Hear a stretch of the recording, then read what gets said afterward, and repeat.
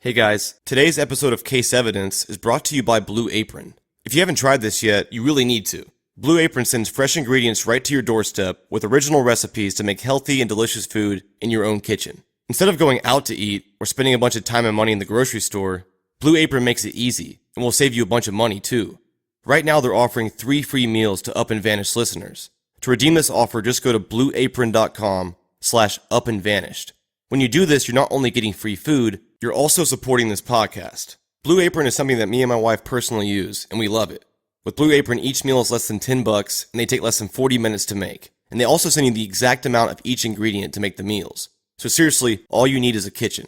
If you're on the fence about it, you should definitely try it. There's also no weekly commitment, so if you don't like it, you can just log in and make it stop. And right now, you can get 3 free meals to test it out yourself. And with free shipping, just go to blueapron.com/upandvanished. Again, that's blueapron.com/upandvanished. Now back to the show.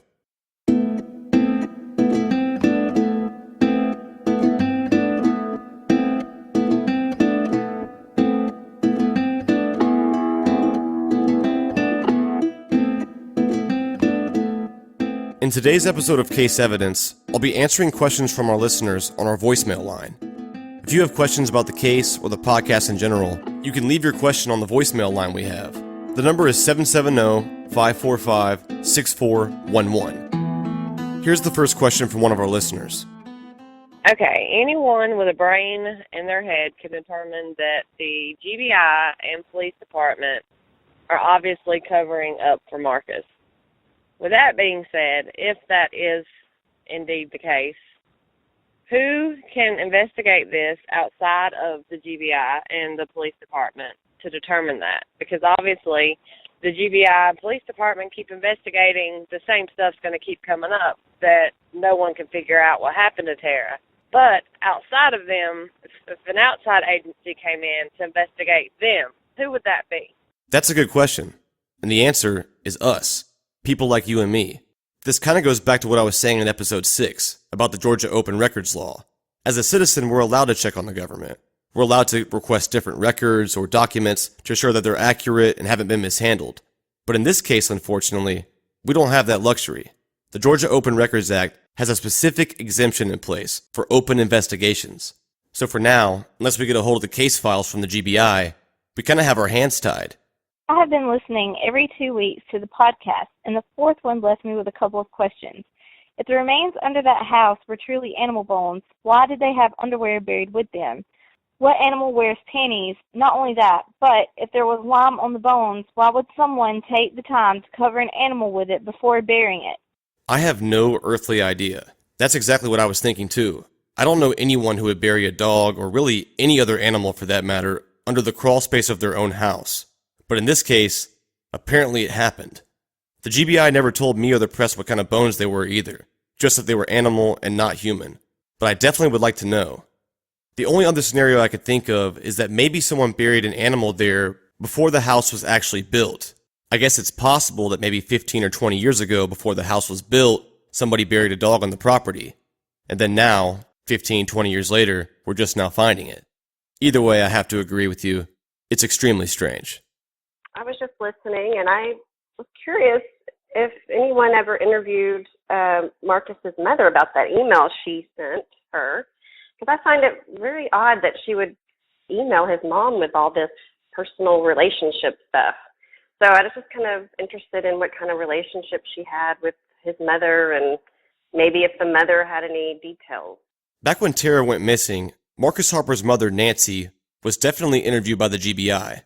Now, I don't know the specifics of the interview questions, but I'm almost certain the GBI also had access to those emails. So you would think that those questions surely came up in the interview. In my opinion, Tara sent the emails to Marcus's mom out of desperation and to sort of win Marcus back. Marcus and Tara both agreed not to talk at that time, so in a way she could still communicate with him through emailing his mom. And also, has any of her best girlfriends been interviewed?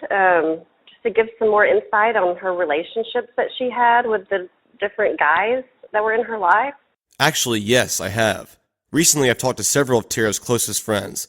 They've all been very helpful, and I have a lot more insight now on everything. I plan on sharing several interviews with you guys very soon in future episodes. Yeah, this is 7 days. I was wondering whatever came of, like, why did that man tell you not to go into this town alone? Okay, so back in episode 1, on my first phone call with Maurice Godwin, he told me at the end of the call to be careful when I go to Osceola.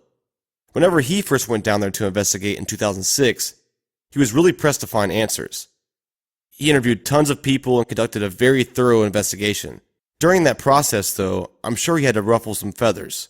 He was very persistent, and I'm sure he probably asked uncomfortable questions for people who were close to Tara.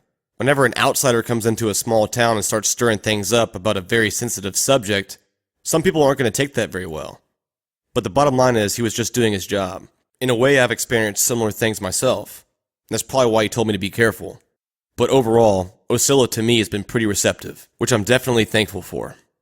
My first question is, was Michael Langford's DNA checked against the glove found in Tara's yard? From what I've gathered, Michael Langford did submit a DNA sample, and was also interviewed by the GBI. I don't know the extent of what they asked him, but his DNA was tested, so I'm assuming that it didn't match the glove. My next one is, Heath Dykes didn't mention seeing a glove. Could the person or persons have came back and dropped it after Heath had been there? That's very possible, yes. Maybe Heath Dykes didn't see the glove on the ground because it simply wasn't there yet. It's possible, yes. But if that's the case, it means that somebody put it there between Sunday night around 1 a.m. and 8:30 a.m. Monday morning. I'm Brianna Stone.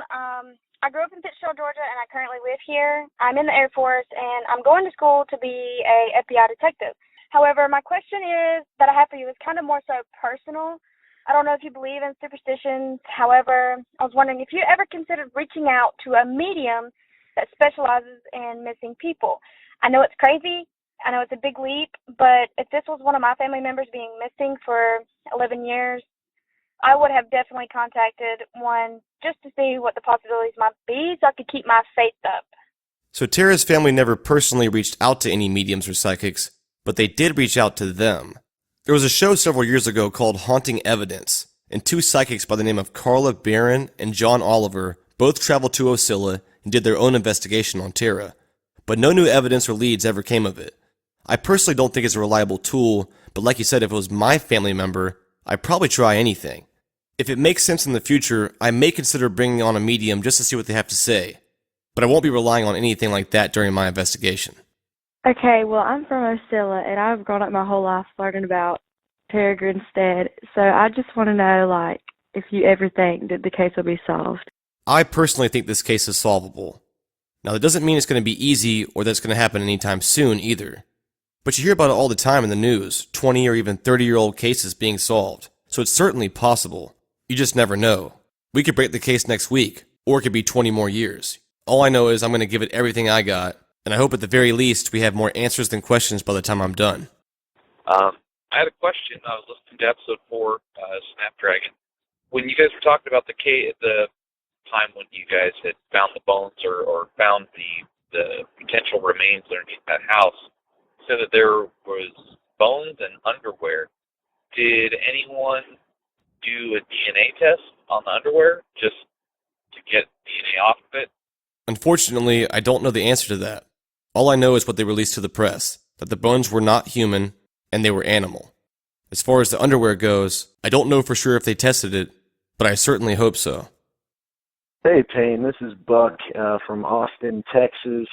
Just finished listening to the episode titled Suicide, I believe episode 6, and was thinking about how her mother was so worried so soon after the barbecue she couldn't get in touch with her, and maybe she just has a really close relationship with her daughter, or maybe they just talk that much. But it seems to me like she leaves the barbecue around 11, and her mother is freaking out so much near the middle of the night that she's calling the neighbor, and she's calling this police officer in another town. And I'm just wondering I don't know if maybe they were keeping a closer eye on her because of how she'd been acting, or if she had had a conversation with Officer Dykes or what, but it just seems like, maybe she could have been asleep, or either that, or maybe her mother had been trying to contact her a lot before then,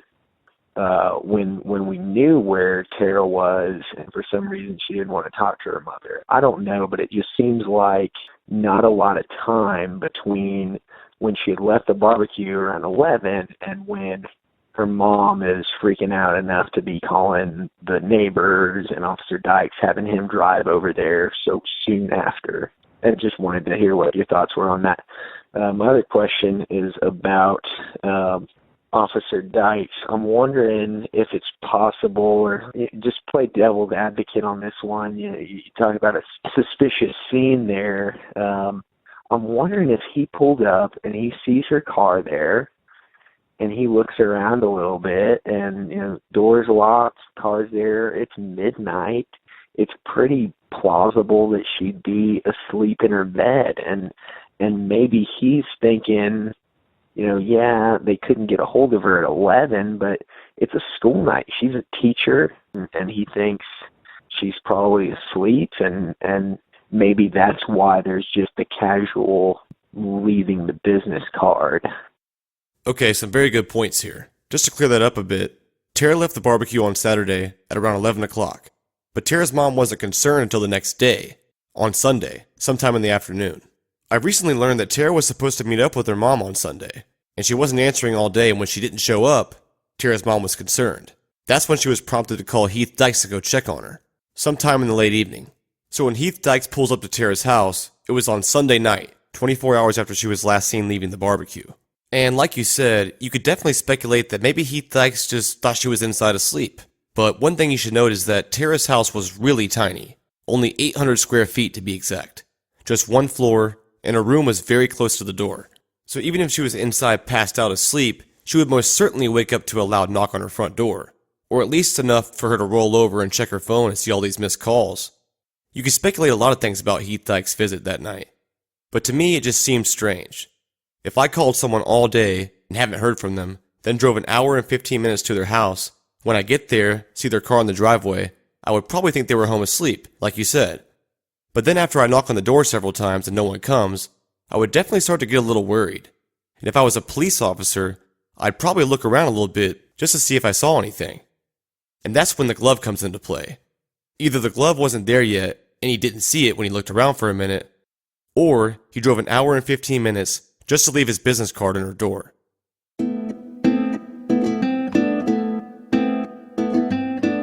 Thanks guys for listening to Case Evidence.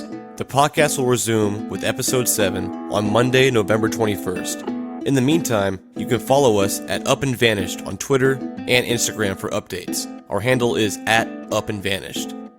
If you're enjoying this podcast and you want to support, you can go to upandvanished.com/donate and send a donation of any size. It all goes straight into the production of this podcast. Thanks guys, and I'll see you again November 21st.